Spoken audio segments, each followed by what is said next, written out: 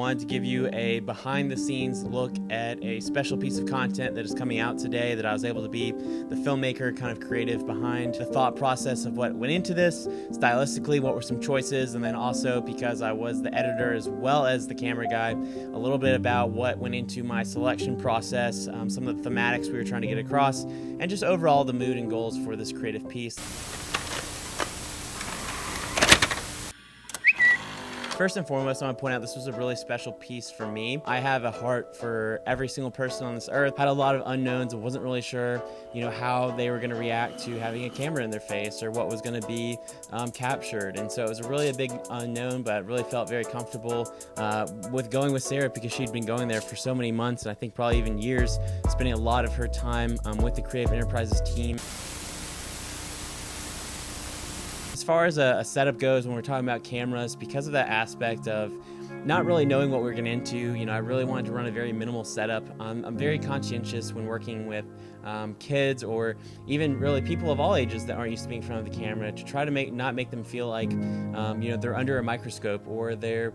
having to step on stage and say or do the right things. And so what that practically looks like is trying to run a very minimal setup. And so I was just running my 5D Mark IV DSLR, swapping between a 16-35 2.8 L series Canon lens and the 70-200 2.8 also L series lens. The majority of this was shot on the 16-35, and then all of kind of the B-roll moments or things when we're not really interviewing people were shot at 60 frames.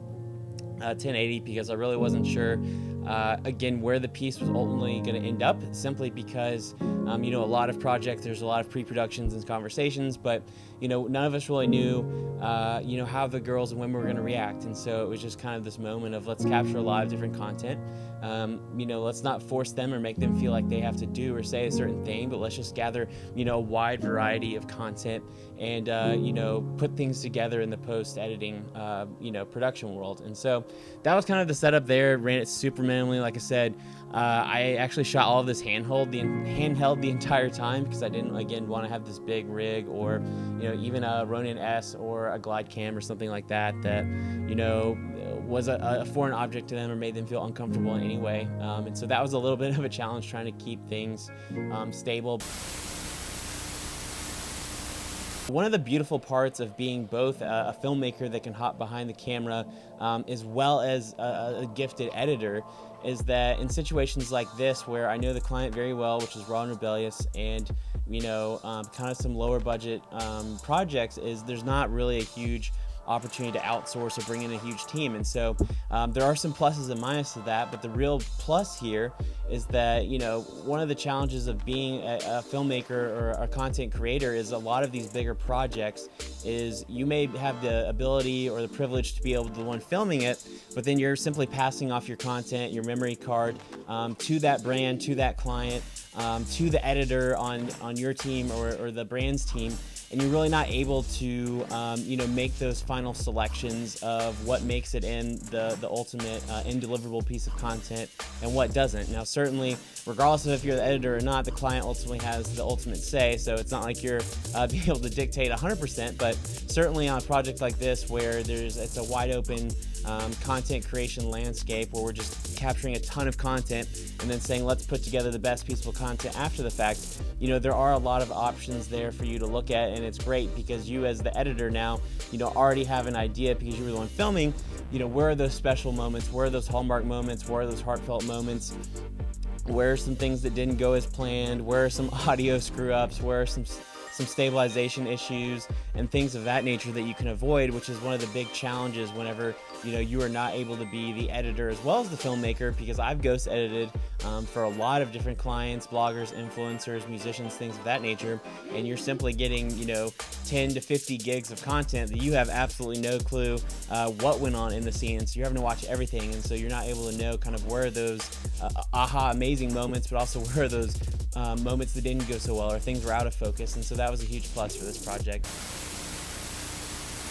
So really the big thematic for me of being the filmmaker and also the editor, and being charged with putting together kind of this behind the scenes, meet the models, meet the girls and the women, piece of content, was one of the things that I really mainly wanted to get across to you, the viewer, was just how relatable and similar that these girls and women are to everyday people that you and I think of each other as. And so that was a really important piece for me when pulling these kind of special quotes for each of the actresses or models rather in all of these pieces. And so I wanted to make sure that each of these quotes really represented them authentically, but most importantly was something that you, the viewer, probably surprised you. Maybe that you were caught off guard when you're like, wow, like she's excited about having a boyfriend, or she loves to do yoga, or she loves to go shopping, or she loves music, or all these different things that you and I do on a daily basis that we unfortunately incorrectly assume that people with special needs are different than us. Because the truth that I can boldly say after working with these amazing women at Creative Enterprises, and as well as being around the girls, the models for the day, was they truly do love things just the same as you and I are. We all have the same needs, the same wants to be noticed and heard and wanted, and for the camera to love us and to feel confident.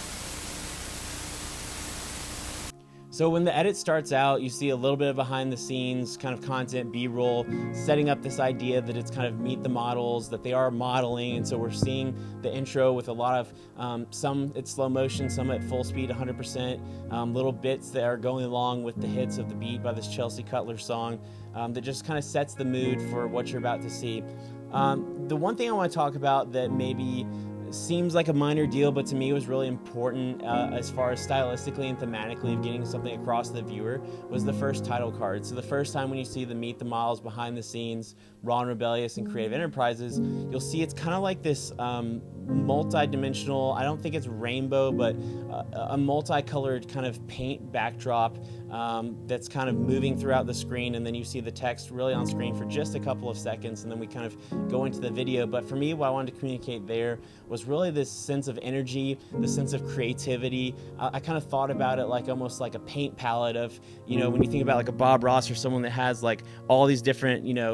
color options, and they're painting this picture. And so I wanted to seem like kind of like this paint splatter of them kind of coming together, and all the essence that made them as a woman, excuse me, and all the things that were kind of being put on their face and built. And so I wanted that thematically to come through, that this was going to be a creative piece. It was full of life, it was vibrant, it had a lot of color to it, and I felt like that represented them as models in this piece. And so ultimately that was why I went with that title card backdrop. And then we kind of go into these moments, right? Some of them are maybe 8 seconds. I think the longest was like 15 seconds. But again, I had of like 5 minutes with each model, and I was just kind of asking them questions, along with kind of the lead woman there at Creative Enterprises, who you'll also hear, and then you'll also hear Sarah Smith, founder of Raw Rebellious, talk about this piece. And so we're just asking them questions, not feeding them answers, or hey, like, can you kind of say this? Like, we are naturally authentically letting them answer the question, and whatever answer they gave us that was when we recorded it. We didn't say, hey, can you do this over again, and hey, make sure you say this. And so it was a really special time for me, putting together this piece of content for you to watch, because it truly is their authentic answers as women, things they're into, the excitement of having a boyfriend, the excitement of doing these different things, of yoga and shopping and all the different things that the girls talk about there, and spending time with their dad. I think the last thing stylistically I wanted to touch on was kind of the ending. And one of the challenges of creating any piece of content, whether it's for Instagram, YouTube, Facebook, whatever that format is of where the viewer is going to see your content, is kind of like, how do you land this plane? Like, how do you're taking the viewer on a journey. And for me, it started out with, again, where it's a behind the scenes moment, we're meeting the models, it has these heartwarming moments, but how do we kind of end it without ending it so like abruptly, and just it's like jerking, and like all of a sudden it's like, well, like, what happened? Like, so it's always an interesting, particularly on real sensitive or heartfelt or serious content, to how do we end this story in a nice soft way, and it's not like a big blow or abrupt ending. And so that's why you'll see kind of, we did this, you are beautiful, you are loved, and then it goes into them singing the song, and then it ends with the Raw Rebellious and Creative Enterprises ending title card. I wanted you to get this idea that while they are ultimately just the same as us, I felt like using that kind of song where they're all together as a cohort or as kind of a group, as this kind of gentle reminder that they do have special needs. You know, they do need a little bit extra help than maybe some of us, but they are beautiful and special, and they have a purpose on earth just like you or I. But I wanted that to be a gentle reminder that they are loved and they are beautiful just like the rest of us, but ultimately it's just kind of a soft, hey, like these girls are special and they have needs, and there's this organization called Creative Enterprises that's out there that's taking care of them every single day. And so that was just a gentle reminder of I wanted to kind of go full circle with the piece and just remind you of that.